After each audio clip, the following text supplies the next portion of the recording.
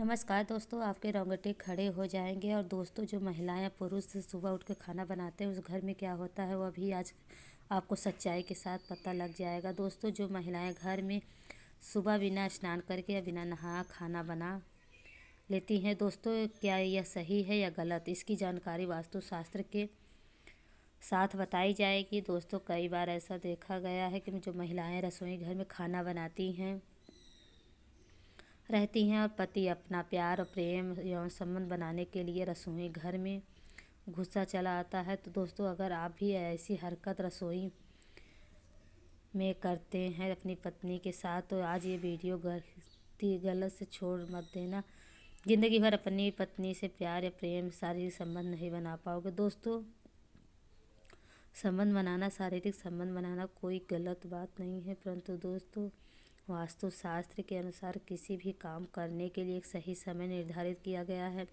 परंतु दोस्तों, आधुनिक जीवन शैली के चलते इस दौर में आजकल प्रेम संबंध एवं संबंध बनाते वक्त कोई भी इंसान ना तो समय देखता है और ना ही कि इस जगह पे हम संबंध का करते हैं तो देखते नहीं हैं।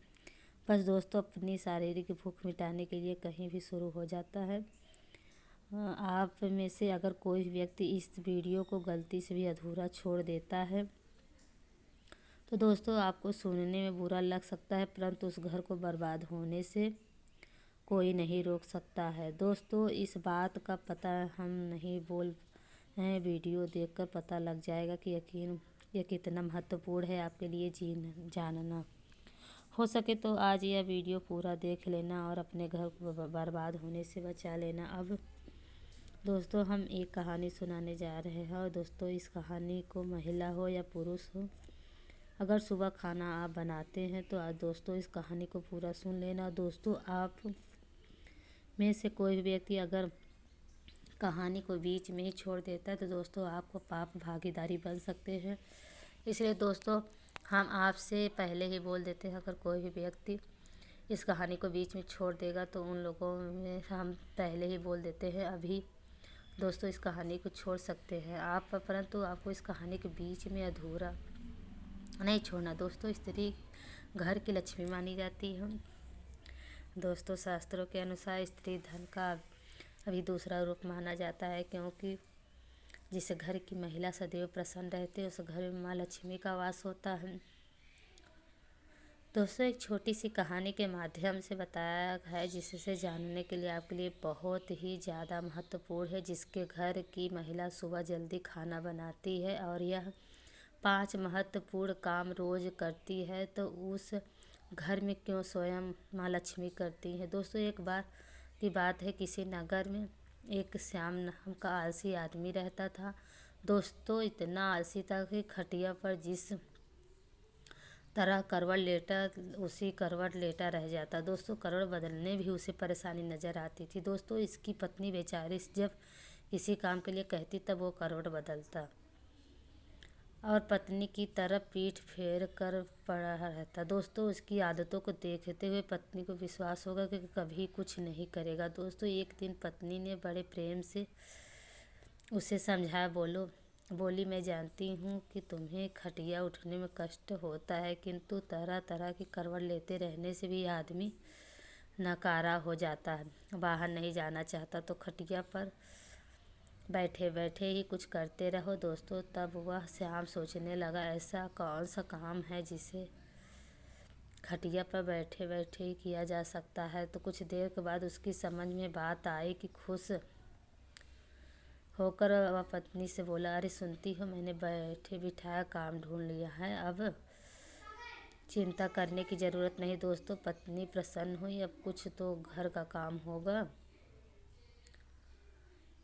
उसने सब्जी की टोकरी में चाकू रखा और उसके आगे रखते हुई बोली, बैठे बैठे सब्जी काट डालो, किंतु आलसी ने उस ओर ध्यान न दिया। थोड़ी देर बाद पत्नी जब सब्जी लेने पहुंची तो पाया कि पतिदेव खटिया पर बैठे हुए मक्खी गिन रहे हैं। 1 2 3 4 पत्नी ने देखा, उनके बिस्तर पर 7 मक्खियाँ मरी पड़ी हुई हैं। पत्नी को देखते ही उछल कर बोला, देखा मेरा कमाल, मैंने इतनी फुर्ती से 7 को मौत के घाट उतार दिया है। अब देखना है कि पूरे दिन में कितनी मार मक्खियाँ सकता हूँ। दोस्तों, आलसी महाराज को अब यही धुन सवार हो गई कि उसे जहाँ मक्खी फट से हाथ मार देता। कई बार तो अपनी ही गर्दन पर इतनी जोर से हाथ जमाया कि उसकी गर्दन टेढ़ी हो गई। कई बार पत्नी के नाक तोड़ दी। मक्खी मारने के चक्कर में उसने बर्तन तोड़ डाले। उसने प्रतिज्ञा कर ली कि कम से कम 1000 मक्खी मारकर ही दम लेंगे। दोस्तों, रात के समय जब उसकी पत्नी खटिया पर सो रही थी, तब दोस्तों कई मक्खियाँ उसकी पत्नी खटिया पर आकर बैठी। उसका पति खटिया पर ही तेज मक्खी को मार गिरा देता है। दोस्तों, उसकी दिमाग में एक बात आ रही थी कि जहाँ भी मक्खी दिखे वहाँ पर हाथ मार दो। और इस तरह दोस्तों, जहाँ भी उस आलसी आदमी पति कहीं भी मक्खी दिख जाती तो वह जल्दी से अपना हाथ मार देता। दोस्तों, इस तरह से एक मक्खी जब उसकी पत्नी सो रही थी, वो दोस्तों एक मक्खी उसकी पत्नी की आकर बैठ गई। दोस्तों, जैसे ही आलसी पत्नी अपनी पत्नी की जांघ पर मक्खी दिखती है तो बैठी ही दोस्तों वह मक्खी की तरफ पूरा जोर से हाथ मारता, जिसकी वजह से दोस्तों मक्खी मर जाती है। परंतु दोस्तों पत्नी की जंग में बहुत तेज़ी से लग जाती है। और दोस्तों, इस तरीके से कई मक्खियाँ रात में पत्नी के किसी भी शरीर के हिस्से पर बैठ जाती है तो जल्दी से उसका पति हाथ मार देता। और दोस्तों, इस तरीके से रात भर उसकी पत्नी परेशान हो जाती है। जल्दी ही वह दिन आ गया जब उसकी प्रतिज्ञा पूरी हुई। उस दिन आलसी सारे शहर का चक्कर लगा, कंधे पर बांस का एक मजबूत डंडा रखा और खुशी से उछलता कूदता अपनी बहादुरी का बखान करता जा रहा था। सोच रहा था कि आज हजारों को मौत के घाट उतार दूं आया हूँ। यह सुनकर लोग भयभीत हो गए। सारे शहर में हवा की तरह बात फैल गई। उसने हजारों की मौत के घाट उतार दिया है। लोगों ने उसका नाम हजार माली रख दिया। ओहो, जय हो जय हो जय बजरंगबली, जय जय बजरंगबली। दोस्तों बोलो, जय जय बजरंगबली की जय हो।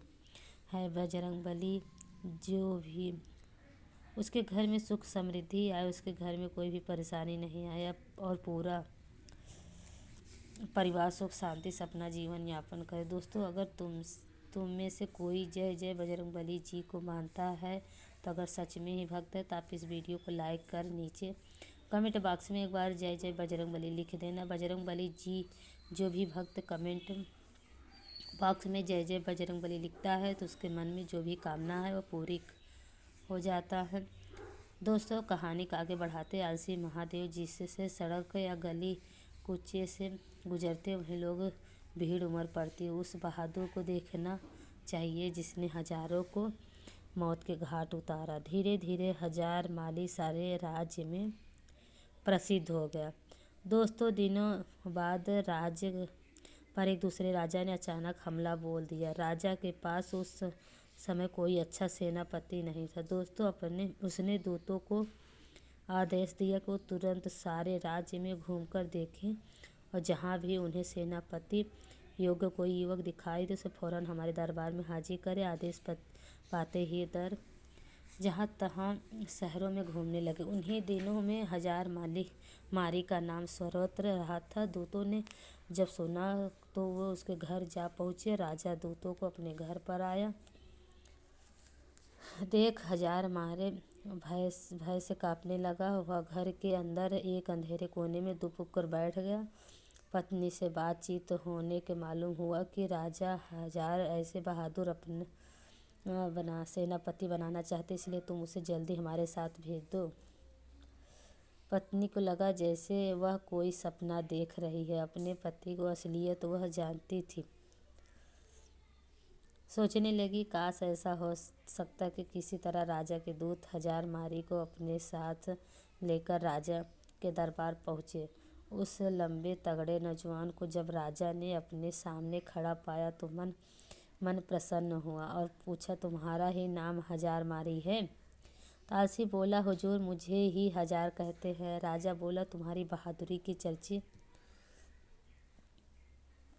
हमने सुने हैं। हम चाहते हैं कि शत्रु के साथ हो रहे युद्ध में तुम हमारी सेना का संचालन करो।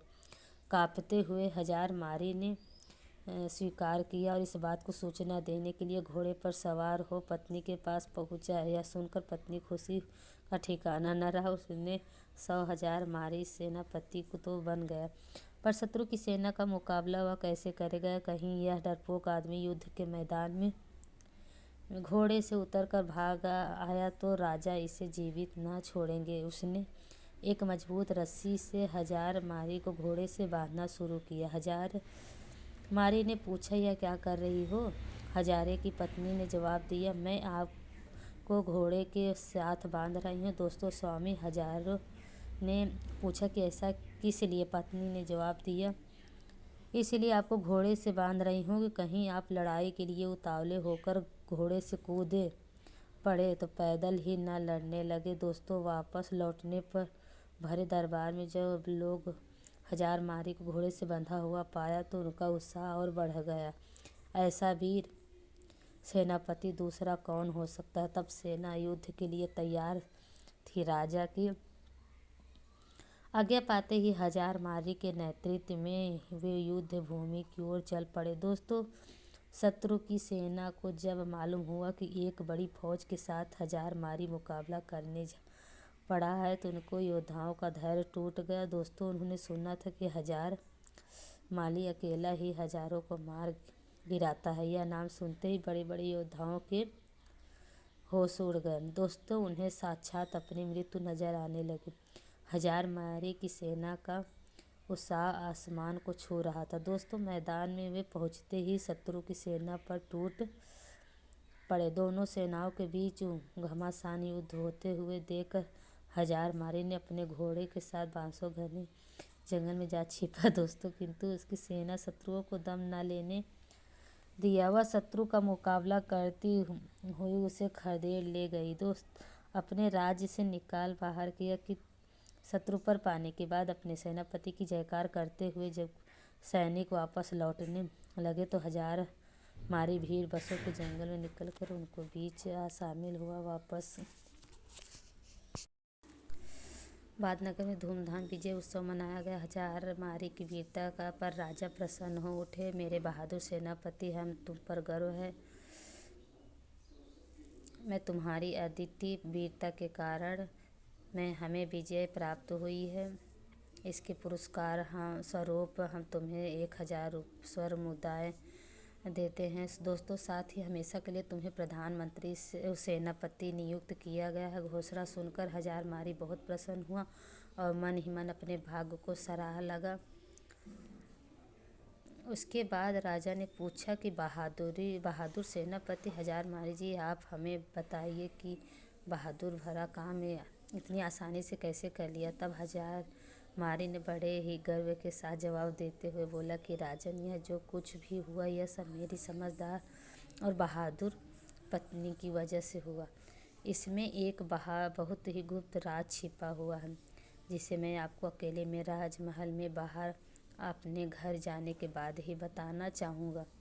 राजा ने पूछा कि सेनापति हजारमारी, यह बताओ कि तुम यहाँ क्यों नहीं बता सकते? उसने कहा, यही तो मेरी सफलता का राज है जिसे मैं सबके सामने नहीं बता सकता। आपको मेरे साथ बाहर मेरे घर चलना पड़ेगा। तब राजा ने कहा, ठीक है, मैं तुम्हारे साथ राजमहल से बाहर तुम्हारे घर जाने के लिए तैयार हूँ। तब राजा और सेनापति दोनों एक साथ राजमहल से सेनापति के घर गए। जब वह घर पहुँचे तो उन्होंने देखा कि सेनापति हजारमारी की पत्नी अपने घर बैठी बड़ी बेसब्र अपने पति की इंतजार कर रही थी। जैसे ही हजारमारी की पत्नी ने सुबह सुबह अपने पति और राजा साहब को अपने घर पर आते देखा तो वह तुरंत उठी और राजा साहब के सम्मान के लिए तो उपयुक्त व्यवस्था करने में जुट गई। फिर राजा का बड़े ही सम्मान के साथ स्वागत किया, सत्कार किया। वह खाना तो बना ही चुकी थी, तभी उसने राजा साहब को खाने के लिए भी चौकी सजा दी। राजा साहब को अच्छे से सुबह सुबह ही खाना खिला दिया। तब फिर हजारमारी बोला, अब तो आपने देखा ही होगा कि समझ भी गए होंगे कि मेरी जीत का असली ही मतलब की है। महाराज, जैसे कि हम सभी को पता है कि जिस घर की महिला सुबह प्रातः काल ब्रह्म मुहूर्त में उठ जा सकती है, उसके घर में लक्ष्मी की कमी नहीं होती है और उसके घर में यहाँ लक्ष्मी का वास होता है। वहीं जिस घर में कोई महिला सुबह सुबह जल्दी खाना बनाती है, उस घर की तरक्की बिल्कुल पक्की है, क्योंकि राजा साहब हम सभी लोग यह जानते हैं कि घर में सुबह जल्दी खाना बन जाएगा तो उस घर की तरक्की इस तरह से होती है, जैसे कि यदि सुबह जल्दी खाना बनेगा तो घर के बच्चे जल्दी से स्कूल के लिए भी चले जाएंगे, और यदि कोई व्यक्ति कहीं ऑफिस काम करता है तो फिर किसी को कोई ज़रूरी काम है तो वह घर से कभी भी खाली पेट नहीं जाएगा, वह कभी कहीं ही भी खाना खाने के लिए बाद जा सकता है, अपना पूरा काम पूरी लगन और मन के साथ कर सकता है। तो सुबह सुबह जो भी स्त्री जल्दी खाना बना लेती है उसके घर में तरक्की होना तय है। हजार मारने फिर राजा साहब से जो भी उसके जीवन में अपनी पत्नी के प्रति सहायता की बातें जितनी भी थी, वह युद्ध में किस प्रकार से जीता था, वह सब राजा साहब को पूरी कहानी बता देता है। तब राजा साहब यह सब जानने के बाद कहते हैं कि आपने बिल्कुल सही कहा सेनापति जी, जिस घर की महिला सुबह जल्दी ब्रह्म मुहूर्त में उठकर सारे घर के कार्य कर लेगी, वह सुबह जल्दी खाना बना लेगी तो उस घर की तरक्की बिल्कुल तय हो है। उसके बाद राजा साहब ने हजार मारी की पत्नी को ढेर सारी अशर्फियाँ जवाहर से सम्मानित किया। तो प्रिय दर्शकों, आपको यह अच्छी तरह से समझ में आ गया होगा कि किसी भी घर की तरक्की के लिए महिला का योगदान सर्वोपरि होता है। और किसी ने कहा भी है, किसी के कामयाबी व्यक्ति के पीछे किसी महिला का हाथ जरूर होता है, और घर की महिला यदि चाहे तो स्वर्ग बन सकता है। दोस्तों, हमारे शास्त्रों में कई ऐसी बातों का जिक्र है जिसका संबंध हमारे दैनिक जीवन से होता है। शास्त्रों में लिखी इन बातों का अपना अलग मतलब होता है, उनके पालन से घर की समृद्धि बनी रहती है। ऐसे ही बातों में से एक है स्नान करके किचन में प्रवेश करना। दोस्तों, अपने अक्सर घर के बड़ों को ऐसा कहते हुए सुना होगा कि घर के किचन में प्रवेश करने से पहले स्नान जरूर करना चाहिए। बड़े बुजुर्गों का मानना है कि यदि आप ऐसे किचन में प्रवेश करते हैं तो घर के सदस्यों का स्वास्थ्य अच्छा बना रहता है, तन के साथ मन भी पवित्र होता है। दोस्तों, शास्त्रों में ऐसी मान्यता है कि घर की सुख समृद्धि के लिए ऐसा करना जरूरी है। ऐसे ही शास्त्रों में लिखी अलग बातों का अपना अलग मतलब है। इसके जीवन में कई तरह के लाभ होते हैं। दोस्तों, स्नान करना हमेशा शुद्धिकरण का एक तरीका माना जाता है। ऐसी मान्यता है स्नान करने से शरीर की सभी अशुद्धियाँ दूर होती है, और यह जीवन में कई गतिविधियों के लिए भी आवश्यक माना गया है। दोस्तों, जिसमें से भोजन बनाना और भोजन ग्रहण करने का प्रमुख माना जाता है। यदि हम स्नान करके ही रसोई घर में प्रवेश करते हैं तो यह आपकी शारीरिक और आध्यात्मिक स्वच्छता की स्थिति को बनाए रखता है। ऐसी स्थिति में भोजन बनाने के लिए शरीर से निकलने वाली सकारात्मक ऊर्जा भोजन में मिल जाती है, और भोजन का स्वाद और पोषण दोनों ही बढ़ जाता है। जो भी इस भोजन को ग्रहण करता है उससे कई तरह के लाभ होते हैं। दोस्तों, रसोई घर के सबसे पवित्र स्थानों में से एक माना जाता है। ऐसी मान्यता है कि इस स्थान पर तैयार भोजन से घर के सभी लोगों को पोषण मिलता है।